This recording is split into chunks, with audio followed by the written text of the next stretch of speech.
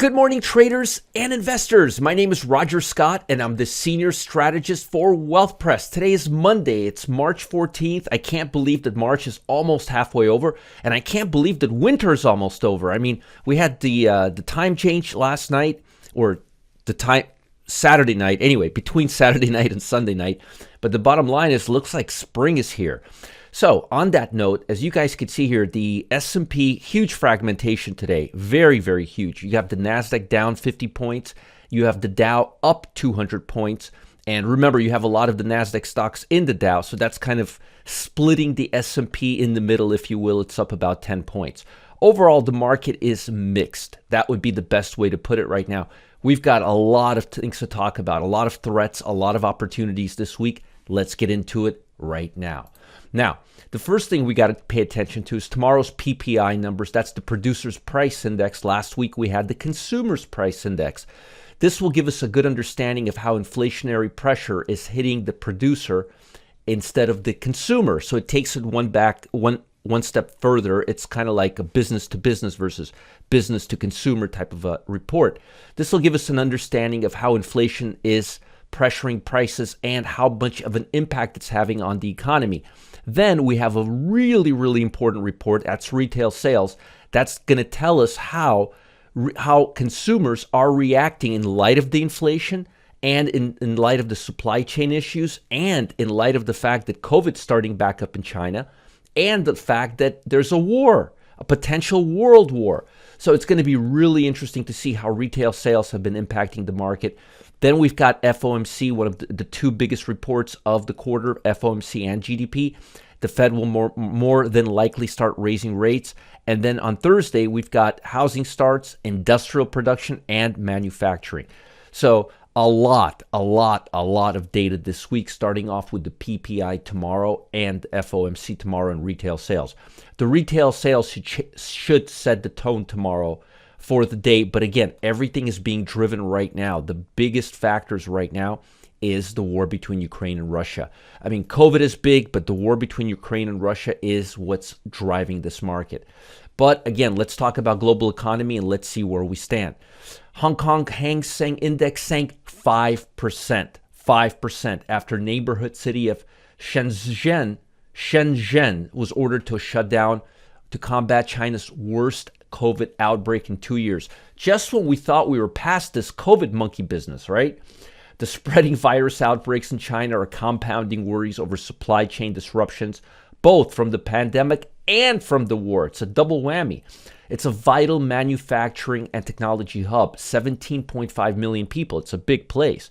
Huawei Technology, BYD Auto, Ping An Insurance, Tencent Holdings, WeChat, it's all there. Also, Foxconn, supplier of Apple, other electronic brands, said it has suspended factory lines in Shenzhen due to the shutdown. So that's really, really important because Apple is a huge company.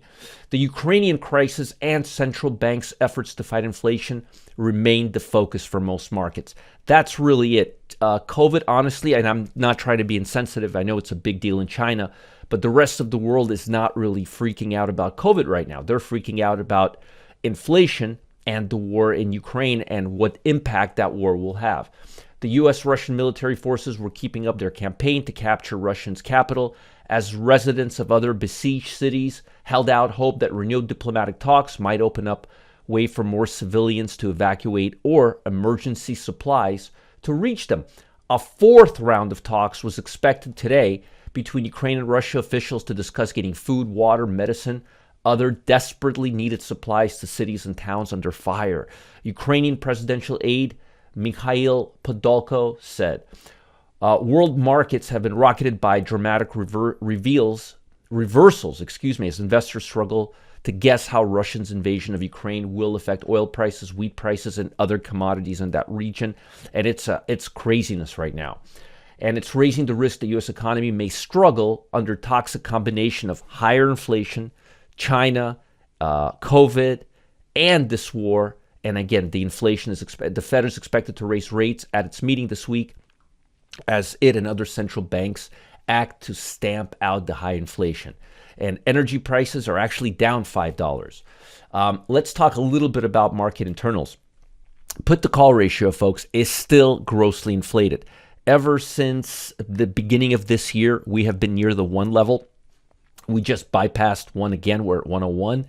The bottom line is, till we cool off and start trading near this area right here, the market is going to be oversold and it's going to need to pick up. Also, another major factor is volatility. I know it's up 2%, but volatility is off of its highest level, which was a week ago. We haven't been able to supersede that level, which is really, really important. Another major factor is the bond market. Notice we're outside of this range. We're opening down about 1.25% today. That's below this level. Let me show you a little template here. You could see a different range. See, we're breaking down here.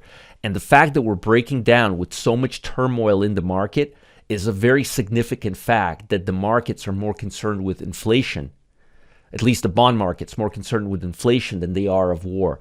The typical behavior, notice how we started going up when the war first started. And in the last few days, no matter what happened to the market, up, down, we've been going lower on the bond. That's an assimilation of the fact that the market is believing that the Fed is going to raise rates. But I'm going to tell you something interesting. Usually, under normal circumstances, the Fed would not take action during war. So, they may say, hey, we're gonna wait another couple of weeks, or this may be overdone and already pricing in what the Fed may do. More than likely or not, the second scenario I just laid out for you is the right one. Now, looking at sectors, and that we definitely want to look sectors. Unfortunately, nothing much has changed around here. Energy, utilities, consumer staples. Notice basic materials are coming up. I'm expecting basic materials to continue going higher. Basic material and industrial, it's hard for them to lose in this type of environment. I mean, think about how much material, how much cement, how much Caterpillar equipment is going to be, or Deere equipment is going to be going to bring back Ukraine into its place. And you know who's going to be doing it? American contractors. So basic materials should be going up for a while, but don't give up on these stocks because, I mean, even though oil is going down, utilities are higher right now. Now, in terms of the top stocks, I just gave you the top sectors and the worst sectors, which I promised to give you today. The top sector is still energies, and the worst sector is still communication discretionary. I want to show you how well this scan works. It's March 11th. This is as of Friday, March 11th. Let's go back 1 month. Energy, communication services. Let's go back another month. Or let's go back week by week. Energy, communication services. That's February 1st. We're in March 11th. Let's go back another week. January 25th, energy, communication services. Let's go back another week. Energy, communication services. January 18th. We're in March right now. Energy, communication services. Let's go back another week. Energy, communication services. January 10th, my parents' anniversary. So let's go back another week. Finally. So January 10th. 40 days, trading days, we've been getting the same signal. The top sector, energy. The bottom sector, communication discretionary. Nothing changed in over 45 days. We're in March 11th, and this is going back to 10th of January. So this is why I use the cumulative strength index, 6-month, 3-month, 1-month levels. It'll tell you so much. Energy, communication, discretionary. Interestingly, let's look at the stocks though. If you look at the stocks, you'll see that we still have energy, basic material, natural gas, energy. I don't know what this stock is. Baker Hughes, energy, gold, natural gas, Kroger, supermarkets. Copper. The bottom line is basic material, Lockheed Martin, defensive, Northrop Grumman, defensive. So you've got a lot of defensive stocks here, and you need to focus on those stocks. Now, in terms of levels on the markets, let me give you those. A lot of things this week, It's going to be a busy week. As you can see here, we're still in this range. We've been seeing higher highs on the Dow. The first thing we need to see us break, and this is the diamond, DIA. So you want to add a 0 to this if you're looking at the Dow Jones. We want to see us break the 33,650 level or the 336.50 level right here. We want to break that level. Then the next level is 342.50. So we've got 336.50, 342.50. Remember that level. On the downside, if we break below 328.20, not good. On the NASDAQ 100, and again, I'm giving you the ETFs. The level we want to break on the NASDAQ 100 looks like it's bottoming out. Is the first level is the 337 level.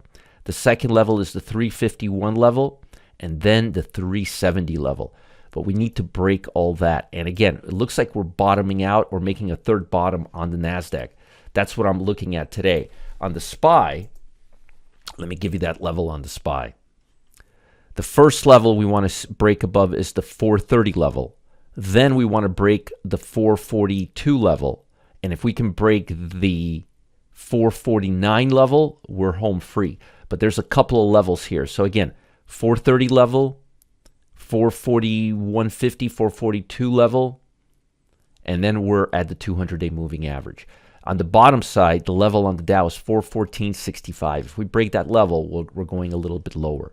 This week is going to be very, very instrumental because I believe the war is going to be kind of dying down. I don't think Russia and Ukraine have a lot more energy for this. That's number one.